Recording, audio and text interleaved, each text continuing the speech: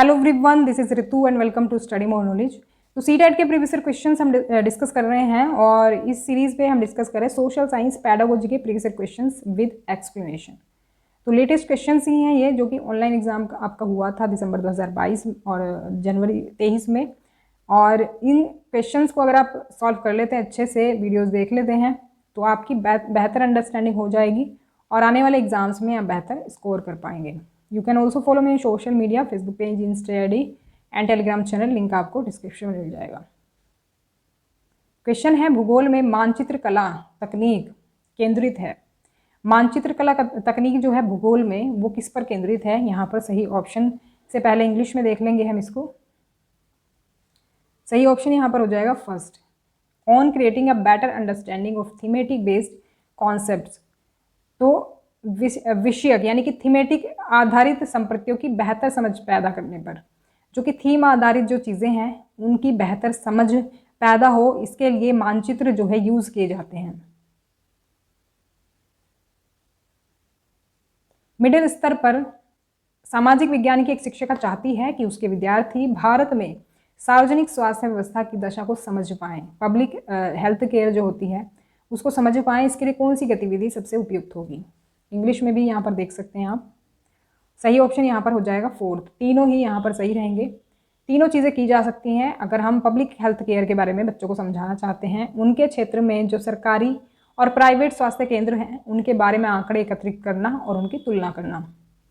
एक तो government sector के जो पब्लिक हेल्थ केयर सेंटर हैं उनके, और जो प्राइवेट हेल्थ केयर हैं, दोनों के आंकड़े इकट्ठे करेंगे और दोनों को कंपेयर करेंगे कि भाई जो गवर्नमेंट जो हेल्थ केयर हैं उनमें और जो प्राइवेट हैं उनमें, दोनों में क्या डिफरेंस है, क्या मतलब समानताएं है, इस तरह से तुलना उनकी करेंगे। स्वास्थ्य सेवाएं सरकार का प्राथमिक दायित्व है, इस पर चर्चा करना, क्योंकि गवर्नमेंट जो है वो टैक्स लेती है हमसे और उसके बदले वो स्वास्थ्य सुविधाएं और अदर फैसिलिटीज़ हमें प्रोवाइड कराती है। तो सरकार का ये प्राथमिक दायित्व है स्वास्थ्य सुविधाएं उपलब्ध कराना, इस पर हम चर्चा कर सकते हैं। और लोगों का साक्षात्कार करना और उन्हें सरकारी स्वास्थ्य सेवाओं के अपने अनुभव को बांटने के लिए कहना। लोगों का हम इंटरव्यू ले सकते हैं, जैसा कि हमारा एक केस हमने पढ़ा था उसमें स्वास्थ्य सेवाओं से रिलेटेड, कि अभी मुझे नाम तो याद नहीं आ रहा है, कि एक पर्सन था जिसका कि मतलब एक्सीडेंट हो गया था और फिर जब उसको गवर्नमेंट हॉस्पिटल में भर्ती करने लेके गए थे तो उसको भर्ती नहीं किया गया। कई सारे गवर्नमेंट हॉस्पिटल के चक्कर उन्होंने काटे और फिर जा करके प्राइवेट में उनको एडमिट किया गया। तो इस तरह से उनके एक्सपीरियंसेस जो है ना लोगों के हम ले सकते हैं और बच्चों के साथ साझा कर सकते हैं, शेयर कर सकते हैं, तो वो जो है उसको समझ पाएंगे बेहतर तरीके से। तो तीनों ही एक्टिविटीज़ हम कर सकते हैं। यहाँ पर असर्शन दिया और रीज़न दिया है सोशल साइंस से रिलेटेड, और यहाँ पर अगर हम देखें इंग्लिश में दिया गया है। सही ऑप्शन यहाँ पर हो जाएगा फर्स्ट, दोनों सही हैं। एक्सप्लेनेशन सही दी गई है कि कुछ सामाजिक विज्ञानी अपने सिद्धांतों में भौतिक व प्राकृतिक विज्ञान का अनुकरण करने का प्रयास करते हैं। सामाजिक विज्ञानी जो हैं कुछ, वो मतलब भौतिक विज्ञान और प्राकृतिक विज्ञान उसकी नकल करने की कोशिश करते हैं। और रीज़न क्या दिया है कि ऐसा क्यों करते हैं, कि प्राय यह माना जाता है कि मात्र प्राकृतिक और भौतिक तत्वों का ही वैज्ञानिक परीक्षण संभव है। तो ऐसा कहते हैं कि भाई जो साइंटिफिक जो टेस्ट होता है वो प्राकृतिक और भौतिक तत्वों का ही हो सकता है। दोनों यहाँ पर सही हैं। निम्नलिखित स्रोतों में से किसको प्राचीन भारतीय इतिहास के शिक्षण के साथ जोड़ा नहीं जा सकता है? तो कौन से सोर्स हैं जो कि एक तरह से हम ये कह सकते हैं कि प्राचीन भारत के इतिहास से रिलेटेड नहीं है, एंशिएंट इंडियन हिस्ट्री से रिलेटेड जो नहीं है उसको हमें यहाँ सेलेक्ट करना है। तो फोर्थ ऑप्शन करेक्ट हो जाएगा। बाकी जो हैं देखो तीनों, ये हम प्राचीन भारत के इतिहास से जो है वो जोड़ सकते हैं। जैसे कि गुफा चित्रकारी जो है प्राचीन भारत के इतिहास से जुड़ी हुई है, ये काफ़ी पहले होती थी ये, और जब अर्लीस्ट एक तरह से मानव था उस टाइम पर होती थी। लघु आकार की चित्रकला होती थी पहले, मिनिएचर पेंटिंग। अभिलेख जो है ये भी हमें पुराने टाइम का जो है उसका डिटेल देते हैं, पुराने टाइम की चीज़ों के बारे में बताते हैं। इंस्क्रिप्शंस जो है अशोक के टाइम पर लिखे गए थे, तो एक तरह से एंशिएंट हिस्ट्री की बात करते हैं ये। लेकिन जो फोर्थ ऑप्शन है ये बाद में शुरू हुआ था, पोर्ट्रेट बनाना, ये बाद में चित्रकारी शुरू हुई थी इसकी। तो पोर्ट्रेट जो होता है एक तरह से आपने देखा होगा, जब किसी भी पर्सन की जो है पेंटिंग बनाई जाती है उसको कहा जाता है पोर्ट्रेट। जैसे कि हमारी कोई बनाए तो मैंने ये सबसे अच्छा एग्जाम्पल लिया है लता दीदी का। तो ये यहाँ पर इनका पोर्ट्रेट आप देख सकते हैं। किसी भी पर्सन की अगर तस्वीर कोई बनाता है, पेंटिंग कोई बनाता है, उसको पोर्ट्रेट कहा जाता है। तो ये बाद में शुरू हुई है, एंशियंट हिस्ट्री से रिलेटेड नहीं है। यहाँ पर नेक्स्ट क्वेश्चन देखें, आसपास क्षेत्र की एक नदी पर सामाजिक विज्ञान की एक परियोजना संपन्न करते हुए निम्नलिखित में से क्या विद्यार्थियों द्वारा संग्रहित किया जा सकता है। आसपास में कोई नदी है, तो क्या विद्यार्थी जो है एक तरह से वहाँ से इकट्ठा कर सकते हैं।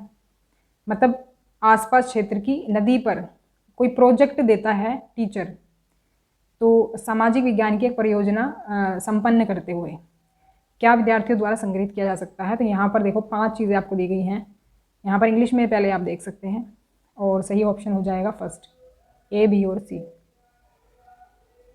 नदी पर लिखी पुस्तकें ले सकते हैं प्रोजेक्ट संपन्न करते हुए।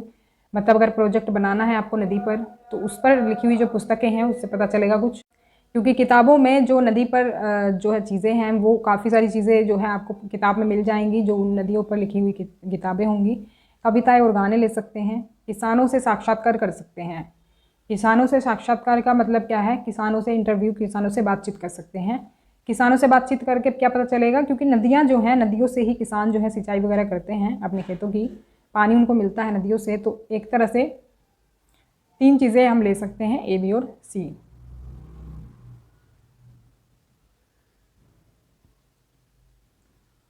निम्नलिखित में से कौन सी गतिविधियां वन एवं घास के मैदान की समझ को आंकने के लिए विद्यार्थियों को दी जा सकती हैं। तो वन और घास के मैदान, इससे रिलेटेड चीज़ें क्या दी जा सकती हैं। सही ऑप्शन यहाँ पर हो जाएगा फर्स्ट, ए और बी। तो हम ले सकते हैं चित्रों के साथ सूचनात्मक लेख बनाना। एक तरह से मतलब चित्र लेकर के, चित्र के साथ साथ वो उनसे रिलेटेड जानकारी भी हम लिख सकते हैं। ऐसे क्षेत्रों का मानचित्र पर पता लगाना, ये भी हम काम बच्चों को दे सकते हैं। तो ये दोनों एक्टिविटीज़ करने को अगर हम देंगे तो इसकी समझ जो है हमें पता चल जाएगा कि बच्चों को वन और घास के मैदान की कितनी समझ है, क्योंकि हम आंकना चाह रहे हैं ना, उनको असेस करना चाह रहे हैं कि उन्होंने कितना सीखा है। हमने कुछ सिखाया होगा उनको इस टॉपिक पर, तो अब क्योंकि अब हमें असेस करना है उन्होंने कितना सीख लिया है, तो हम उनको बोलेंगे कि बच्चों बताओ ये वाला जो घास का मैदान है ये मैप पर कहाँ पर है। तो हम उनको बोल सकते हैं, या फिर सारे हम घास के मैदान उनको बोल सकते हैं कि भाई लोकेट करो कहाँ कहाँ पर है मैप में। Creating information tax with picture के साथ जो है उनको इन्फॉर्मेशन जो है देने के लिए कहें कि भाई पिक्चर बनाओ और साथ साथ उसके बारे में थोड़ा बहुत लिखो। बाकी तो देखो थर्ड तो ये दिया है, राइटिंग डाउन की पॉइंट्स इन कॉपी। कॉपी में जो राइट डाउन वाली जो चीज़ें होती है ना, ये फिर वही रटी रटाई चीज़ ही होंगी, जो उन्होंने कुछ रटा होगा कहीं से वही वो लिखेंगे। तो यहाँ पर सी नहीं होगा इसमें, क्योंकि हम समझ एक तरह से देखना चाह रहे हैं, समझ, ना कि हम ये देखना चाह रहे हैं उन्होंने कितना याद है। हम ये समझ देखना चाह रहे हैं कि उनको इसके बारे में पता है कि नहीं पता है। तो यहाँ पर देखो कुछ इस तरह से मैप हम उनको दे सकते हैं, वर्ल्ड मैप, और हम उनसे कह सकते हैं कि यहाँ पर जो ग्रासलैंड्स हैं वर्ल्ड के वो आप दर्शाओ। हम इसको प्लेन मैप दे सकते हैं बच्चों को, और फिर बच्चे क्या करेंगे, जिसको जितना भी आता होगा उस हिसाब से वो इस तरह से ग्रासलैंड्स बनाएंगे जिस तरह से यहाँ पर बने हुए हैं। नेक्स्ट क्वेश्चन, निम्नलिखित में से कौन से प्रश्न संज्ञानात्मक प्रक्रिया के समझ पहलू का आकलन करते हैं। तो यहाँ पर हिंदी में आप देख सकते हैं पहले तो, और फिर इंग्लिश में भी देख सकते हैं। Which of the following question assess the understanding aspect of cognitive process. ये ब्लूम की टैक्सोनॉमी से लिया गया है। कॉग्निटिव प्रोसेस में ये जो 6 लेवल हैं, एक ना एक लेवल का क्वेश्चन आपका हर पेडागोजी में आता ही आता है, ध्यान रखेंगे। यहाँ पर सही ऑप्शन हो जाएगा फोर्थ, ए, बी और डी। तो मैंने ये आपको अंडरस्टैंडिंग वाला जो लेवल है वो अच्छे से बताया हुआ है। फर्स्ट लेवल हमारा होता है नॉलेज, नॉलेज के बाद आता है अंडरस्टैंडिंग। नॉलेज में तो होता है जो आप जानकारी है, जो आपको ज्ञान है, वो उसको आप रिकॉल करते हो। जैसे कि कोई आपसे पूछे कि जो भारत है वो मतलब हमारा देश जो है कब आज़ाद हुआ था, तो फैक्चुअल बेस्ड इसका आंसर होगा, तो आप कह देंगे 1947 में। 1947 में जो आप आंसर करेंगे वो है फैक्ट, जो कि आपने याद किया हुआ है, पहले से आपको याद है। तो उसके पीछे का लॉजिक आपको कुछ नहीं पता है कि कैसे देश आज़ाद हुआ था, क्या क्या चीज़ें उसमें हुई थी, कुछ नहीं आपको पता है, बस आपने उसका आंसर कर दिया है। तो वो हो गया क्या, नॉलेज वाला फर्स्ट लेवल। उसमें सिर्फ आपको जो नॉलेज है उसको आप रिकॉल करके उसका आंसर करते हो। फैक्चुअल बेस्ड नॉलेज उसमें एक तरह से इंक्लूड होती है। उसके बाद दूसरा जो है आता है आपका लेवल अंडरस्टैंडिंग वाला। अंडरस्टैंडिंग वाला जो कि इसमें दिया गया है, अंडरस्टैंडिंग वाले लेवल में होता क्या है कि जो चीज़ें आपको पता है, जो आपको नॉलेज है, वो उसके पीछे का जो लॉजिक है वो भी आपको पता है। यानी कि जो हम कहते हैं ना कि कंसेप्ट समझ के पढ़ो, सोशल साइंस जो आती है सीटेट में वो बहुत अच्छे लेवल की आती है। तो अगर आप कॉन्सेप्ट्स को पढ़ लोगे कि भाई इसके पीछे का लॉजिक क्या है, अच्छे से समझ लोगे, जैसे कि मैं आपको बोलती हूँ लॉन्गिट्यूड और लैटिट्यूड लाइन को अच्छे से पढ़ लो, अच्छे से समझ लोगे तो किसी भी तरह का आंसर क्वेश्चन आपसे पूछ ले तो आप आंसर कर पाओगे। लेकिन आप अगर फर्स्ट स्टेप में अटके रहोगे, नॉलेज मतलब जो आपने फैक्ट याद कर लिए, तो आप आंसर नहीं कर पाओगे। तो इसलिए चीज़ों को अंडरस्टैंड करना भी ज़रूरी है, यानी कि समझना उनके पीछे का लॉजिक, क्यों ये चीज़ हुई। तो यहाँ पर फोर्थ के अकॉर्डिंग ए, बी और डी सही हो जाएगा, यानी कि उसके पीछे का रीज़न जानना, एक तरह से हम ये कह सकते हैं शॉर्ट में। तो विभिन्न देशों के बीच न्याय संगत व्यापार को प्रोत्साहित करने के लिए क्या किया जा सकता है, ये क्वेश्चन जो है एक तरह से अंडरस्टैंडिंग का जो है आकलन करेगा। आप ये क्वेश्चन करते हो बच्चों से तो बच्चे इसका आंसर कुछ अपने हिसाब से सोच समझ करके देंगे, अगर उनको इसका कॉन्सेप्ट पता होगा तो। फिर आता है हरित क्रांति ने भारत को अनाज के मामले में आत्मनिर्भर बना दिया है, समझाइए। बच्चे अगर हरित क्रांति के बारे में जानते होंगे और उन्होंने इसके बारे में सुना समझा होगा, कॉन्सेप्ट इसके पीछे का पता होगा, तो वो इसका आंसर कर पाएंगे। फिर आपसे कुछ भी क्वेश्चन कर ले कोई, तो आप उसका आंसर कर पाओ, या ऐसी एबिलिटी आपकी हो, तो वो जो है, वो जो लेवल आपका होता है वो अंडरस्टैंडिंग लेवल होता है। फिर आता है प्रथम विश्व युद्ध के क्या प्रभाव थे। तो इनके आंसर जो है वो रटे नहीं होते हैं, बल्कि आपकी जो समझ है उस पर आधारित होते हैं। तो अब इस पर जो प्रभाव प्रथम विश्व युद्ध के पड़े वो आप बताओगे क्या क्या प्रभाव पड़े। अब फैक्चुअल बेस्ड एक क्वेश्चन दिया गया है, बंदोबस्त क्या है। अब इसमें देखो बंदोबस्त आपने परिभाषा रट ली है किताब से, तो आंसर कर पाओगे। तो इसमें अंडरस्टैंडिंग जो है वो लेवल आपका कैसे असेस हो सकता है, नहीं हो सकता, तो ये नहीं होगा, ए, बी और डी इसमें शामिल होगा सिर्फ। नेक्स्ट क्वेश्चन देखते हैं। नेक्स्ट क्वेश्चन से पहले फिर से इसको एक बार देख लेते हैं, ब्लूम की टैक्सोनॉमी को। ये जो है कॉग्निटिव प्रोसेस के ये 6 लेवल हैं आपके। ये 1956 में आई थी, जिसमें कि ये क्या थे, नाउन में दिए गए थे ये लेवल सारे, और ये दिए गए थे 2001 में रिवाइज हुई, तो इसमें ये सभी क्या वर्ब में आ गए। तो ये है नॉलेज, जो कि अभी मैंने आपको फर्स्ट लेवल बताया था। ये है कॉम्प्रिहेंशन, सेकेंड लेवल जो अभी बताया है। अंडरस्टैंड और कॉम्प्रिहेंशन एक ही बात है, समझना। तो ये इनमें ज़्यादा डिफरेंस नहीं है, बस इनका थोड़ा वर्ब में ये कन्वर्ट कर दिया है। ये एप्लीकेशन होता है जब आपने चीज़ों को समझ लिया है, जब आप उसको डेली लाइफ में अप्लाई करते हो। ये थर्ड जो है तब आता है। फिर आता है आपका एनालाइज करना। एनालाइज में क्या आता है, देखो जब आपने चीज़ों को समझ लिया है, अब चीज़ों में आप क्या सीख जाते हो, डिफरेंस करना सीख जाते हो। अगर सिमिलर सी दिखने वाली चीज़ें हैं, सिमिलर सी मतलब आपको लगती हैं चीज़ें कि भाई इसमें तो कोई डिफरेंस नहीं है, मतलब जब आप चीज़ों में डिफरेंस कर पाओ, तुलना कर पाओ उनकी, और एक तरह से रिलेट कर पाओ, तो तब आप क्या करते हो, एनालाइज आप करते हो। इवेलुएट क्या होता है, इवेलुएट जो कि मैंने आपको बताया, जजमेंट देना किसी चीज़ के बारे में, अगर आपको पता है, जजमेंट करना और एक तरह से उसको इस पर आर्ग्यूमेंट करना किसी चीज़ पर, तो ये आता है इवेलुएट में। फिर जब आप ये सब कर लेते हो, फिर आप कोई चीज़ क्रिएट करते हो, क्योंकि अब आपको सारी चीज़ें पता चल गई हैं। अब आप अपना कुछ कंस्ट्रक्ट करते हो, अपना कुछ क्रिएट करते हो, कुछ डिज़ाइन करते हो, तो वो आता है क्रिएट में। तो बेसिकली ये होते हैं 6 लेवल इसके कॉग्निटिव डोमेन के। इसमें से देखो एक एक चीज़ का पूछा जाता है और क्वेश्चन आपको दिए जाते हैं कि किस में क्या चीज़ आएगी, तो वो क्वेश्चंस की प्रैक्टिस से आपको हो जाएगी अंडरस्टैंडिंग उसकी, क्योंकि मैंने सारे क्वेश्चंस करवाए हुए हैं आपको, सारे क्वेश्चंस देख लोगे तो अपने आप ही समझ डेवलप हो जाएगी। किन किन तरीकों से स्थायी एवं नियमित नौकरी अनियमित नौकरी से भिन्न है, चर्चा कीजिए।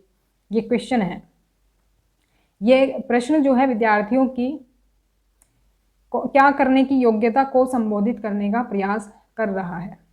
अब देखो इसमें हम क्या पूछ रहे हैं बच्चों से कि स्थायी और नियमित नौकरी, यानी कि जो वो नौकरी होती है, परमानेंट जो नौकरी होती है जिसमें लगी बंधी सैलरी मिलती है, वो नौकरी अनियमित नौकरी से, कैजुअल जो वर्क होता है जिसमें कि भाई वर्कर को कभी काम पे रख लिया जाता है, कभी निकाल दिया जाता है, तो फिक्स नहीं है जॉब, टेम्प्रेरी जॉब है।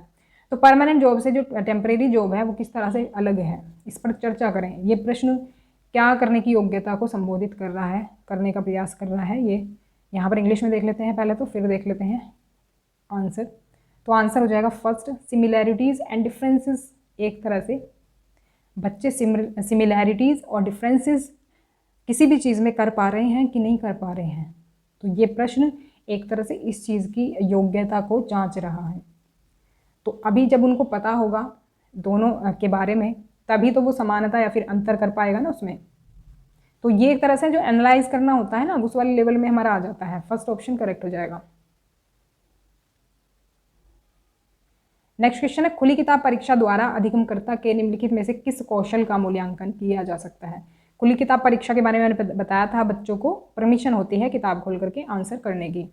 तो यहाँ पर इंग्लिश में भी आप इसको देख सकते हैं। Which of the following skills of a learner can be assessed by open book examination. सही ऑप्शन यहाँ पर हो जाएगा second, ability to analyse and reflect on an issue. अभी हमने बच्चों को क्वेश्चन दे दिया, लेकिन ज़रूरी तो नहीं ना कि हर कोई उस क्वेश्चन का आंसर कर पाए। भले ही हम उनको बोल दें कि भाई किताब खोल करके आंसर कर दो आप, तो जिस बच्चे में एनालाइजिंग पावर होगी, एनालाइज कर पाएगा, डिफरेंस वगैरह कर पाएगा या फिर सिमिलैरिटीज़ वगैरह देख पाएगा, तो वही बच्चा जो है इसका आंसर भी कर पाएगा। तो यहाँ पर एक तरह से हम असेस कर रहे हैं बच्चों की इस एग्जामिनेशन के थ्रू कि उसमें कितनी एबिलिटी है एनालाइज करने की, और वो कितना इशू पर कितना वो रिफ्लेक्ट कर पाता है। यहाँ पर आप इसको डिटेल में भी देख सकते हैं खुली पुस्तक परीक्षा के बारे में। जैसा कि नाम से जाहिर है, खुली पुस्तक एक प्रक्रिया है जिसमें विद्यार्थी प्रश्नों का उत्तर देते समय किताब खोल करके देख सकते हैं। मतलब ऐसा नहीं होता कि भाई मत देखो किताब बिल्कुल भी, तो इसमें किताब खोलकर देख सकते हैं, इसलिए इसका नाम रखा गया है खुली पुस्तक परीक्षा। ये अभ्यास विद्यार्थियों को याद करने के भार के बिना उत्तर चुनने के मौके देती है। अभी क्योंकि इसमें हम बच्चों को बोलेंगे भाई किताब खोल करके आंसर कर सकते हो, तो इसलिए उनको याद करना नहीं पड़ेगा, तो वो बोझ से बच्चे बच जाएंगे। विद्यार्थियों को कहा जाता है कि प्रश्न को ध्यान में रखकर पाठ को 2 बार पढ़ें, और इस प्रक्रिया के लिए नए प्रश्न बहुत ज़रूरी होते हैं। हम ऐसा नहीं कि भाई एक ही प्रश्न को पूछते रहें, हमको अलग प्रश्न बनाने पड़ेंगे, क्योंकि एक बार पूछ लेंगे तो बच्चों को पता चल जाएगा भाई इसका आंसर किस तरह से देना है।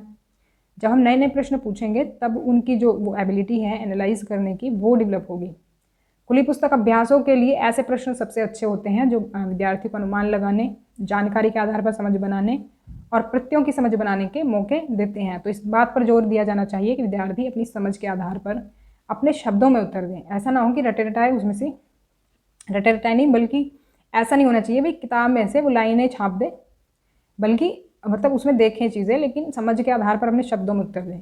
ये हम कह सकते हैं बच्चों से। यहाँ पर इंग्लिश में भी आप इसको देख सकते हैं। नेक्स्ट क्वेश्चन है, निम्न में से किन मूल्यांकनों में छात्र भागीदारी करते हैं। तो कौन से मूल्यांकन ऐसे हैं जिसमें बच्चे भी पार्टिसिपेट करते हैं, स्टूडेंट्स भी पार्टिसिपेट करते हैं। तो यहाँ पर सही ऑप्शन हो जाएगा सेकेंड, ए, बी और डी। एक तो होता है पीयर असेसमेंट। देखो पीयर असेसमेंट जो होता है वो बच्चे एक दूसरे का असेसमेंट इसमें होता है, एक दूसरे बच्चे में। पीयर मतलब उनकी ही एज ग्रुप के बच्चे होते हैं, एज ग्रुप सेम, ऑब्वियस सी बात है, जो सेम क्लास में पढ़ते हैं तो सेम ही एज ग्रुप के बच्चे होंगे। तो पीयर असेसमेंट होता है जब आपस में बच्चे असेसमेंट करते हैं। फिर आता है ग्रुप असेसमेंट। ग्रुप असेसमेंट में ग्रुप बना दिया जाता है बच्चों का, तो उस तरह से असेसमेंट होता है, ग्रुप में बच्चे असेसमेंट करते हैं। फिर होता है सेल्फ असेसमेंट कि बच्चे खुद ही खुद का असेसमेंट करते हैं।